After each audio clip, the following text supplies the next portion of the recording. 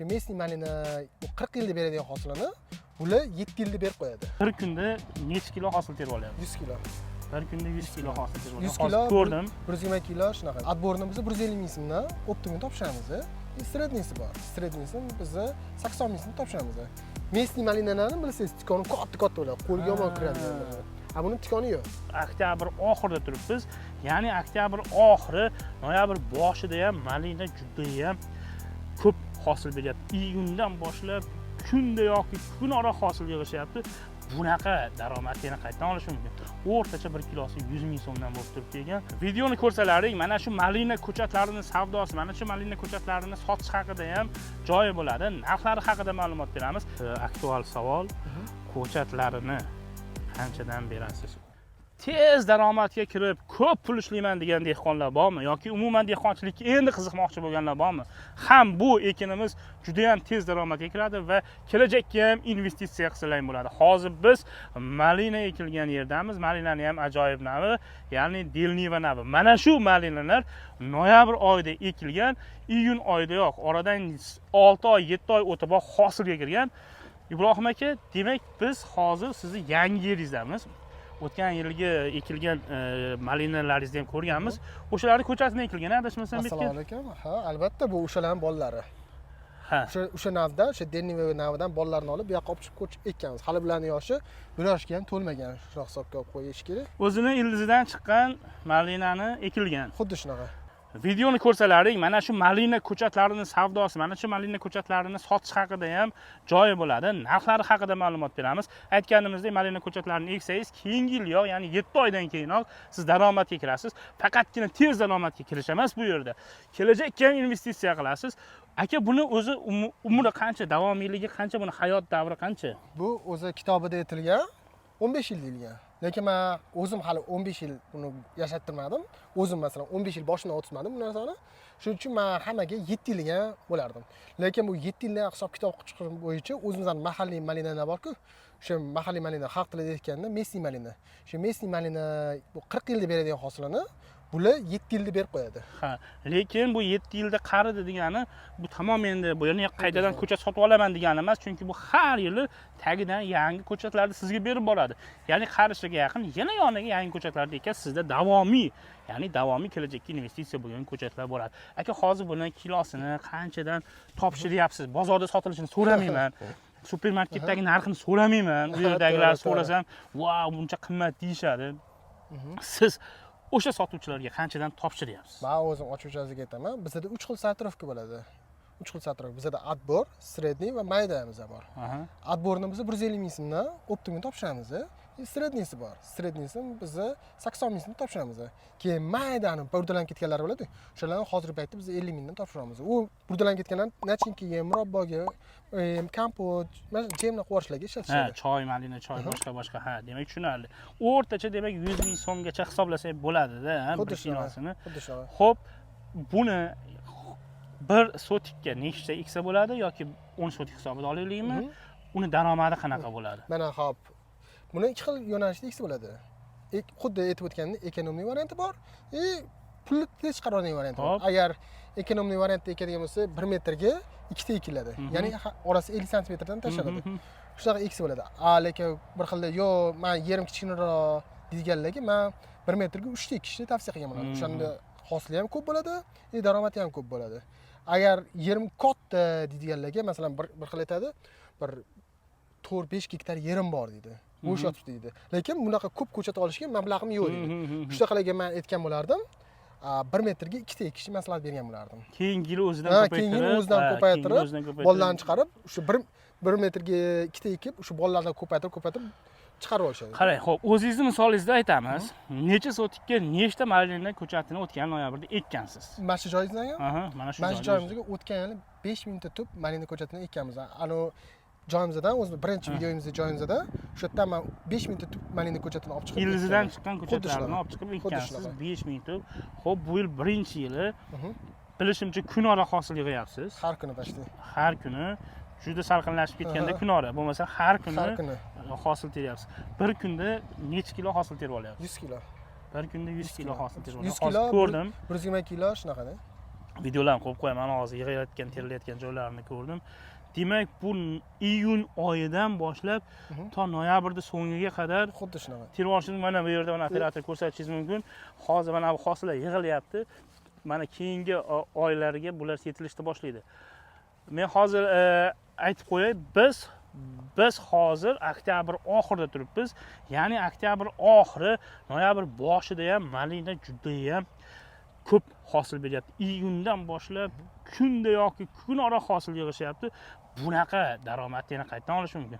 O'rtacha 1 kilosi 100 ming so'mdan bo'lib turibdi ekan.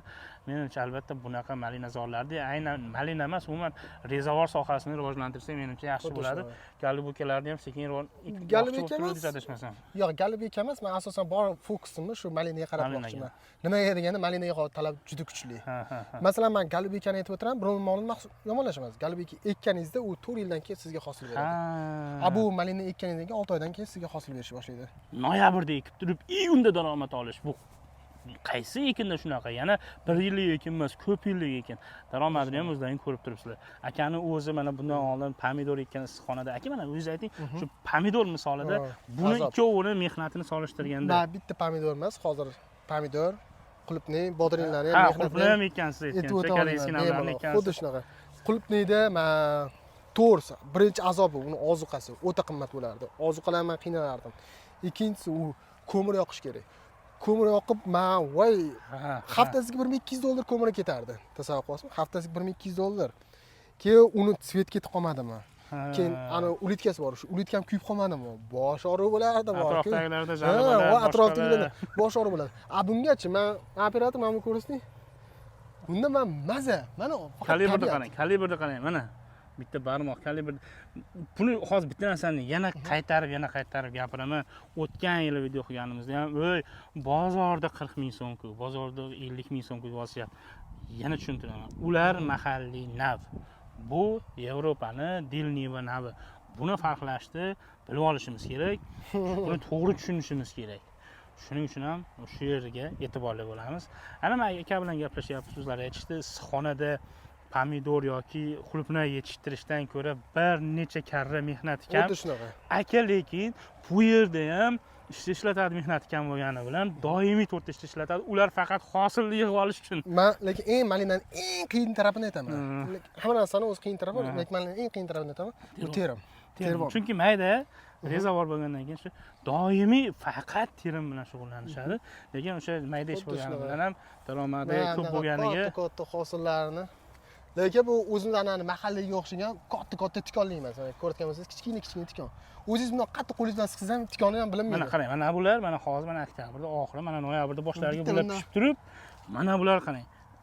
Kerak bo'lsa mana bular bor-ku, dekabrda boshlariga borib ham pishadi. Xuddi shunaqa. Agar -4 bo'lmasa bo'ldi. Siz hozir noyabr oxirida olasiz-ku? Minus agar 4 bo'lmasa bo'ldi yo'q. Bu yerda iqlimda quruq kelishini hisobga olsak, bemalol o'sha dekabrda boshigacha ham hosil olishdi. Aytdi, qancha gullab yotganlari bor. Kelajakka, ya'ni keyingi oylarga hosil bu. Har kun ora hosil yig'ilyapti. Mana hozir men aytsam bir xil ish olmasligim mumkin. Mana tikondan o'zim ushlab ko'rsiz biladi. Mesli malinalarini bilsangiz, tikoni katta bo'ladi. Qo'lga yomon kiradigandir. Buni tikoni yo'q. Tikoni bor, tikon emas endi bu. Tikonni bo'lmaydi ham, endi bu tikonni ishga uyatdi. Bemalol teraverasizda. Bemalol mana qarang, umuman qo'lingizga kuch kelmaydi. Mana o'zini mana bu yerdagi mana tikonga o'xshaydi, lekin bemalol ushlaverasiz. Qo'lga umuman zarar bermaydi. Men o'zim shaxsan qulupnay, pomidor, bodring qilgan bo'lsam, ularga har safar bilasiz, har yili boshqatdan yer tayyorlaysiz. Boshqatdan hammasini ko'chatini ekasiz, boshqatdan ishchi qilasiz, hammasiga pul ishlatasiz. Har bitta ishchiga hammasiga kulli chop chiqasiz, yer tayyorlash bor, unisi bor, hammasiga kapilni boshqatdan hamma narsa qilinadi. O'zingiz bilasiz, boshqatdan ko'chat olinadi. Har yili bitta siklni masalan qaytarasiz. Bunda nima? Bitta ekib qo'yasiz, 7 yil bo'ldi, hech narsa qilmaysiz. Ya'ni 7 yil hech narsa qilmaysiz deganda bu endi shu erta bahorga ekish bilan bog'liq, yer tayyorlash bilan bog'liq bo'lgan agrotexnik tadbirlar qilinmaydi 7 yil davomida. Qolgan tadbirlar qilinadi, lekin o'shanda ham boshqa ekinlarga nisbatan juda ham kam. Aka juda ham to'g'ri gapirdi. Endi asosiy narsa hozir meni esimga kelib qoldi. Xo'p, dekabr oyiga bordik, malinani hosilini yig'ib bo'ldik, tugadi. Endi bu ko'chatlarda qishda kunlaridan qanday himoya qilish kerak yoki nima qilish kerak o'zi? Tagidan trap kesiladi. Yerga tirab kesiladi. Tagidan trap kesiladi. Qachonki -4 bo'lganda. Demak, -4 gacha bemalol bu Ya, albatta. ko'taraveradi. Hozir o'zingiz aytganingizdek, o'sha oktyabr oxiri mana biz hali men o'zim futbolkada yuribman. Issiq hali ham. Tungi haroratlar -4, davomiy -4 haroratga tushganda o'sha kesilib qo'yiladi va bahorda yana unib chiqib to iyun oyigacha bu oddiy mana asalaridan bilasa bo'ladi. O'sha havo yaxshi, yurishibdi. Xuddi shuni oktyabr oyining oxirlarida yuribmiz.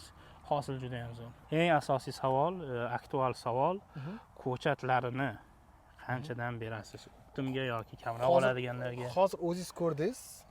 35 ming so'mdan 5 ming olaman deganda 35 mingdan 32 mingga tushirdi. Hozir Yangiyo'l tumanidan ikkita, ya'ni bir oila kelishdi, er-xotin juftlik kelishdi.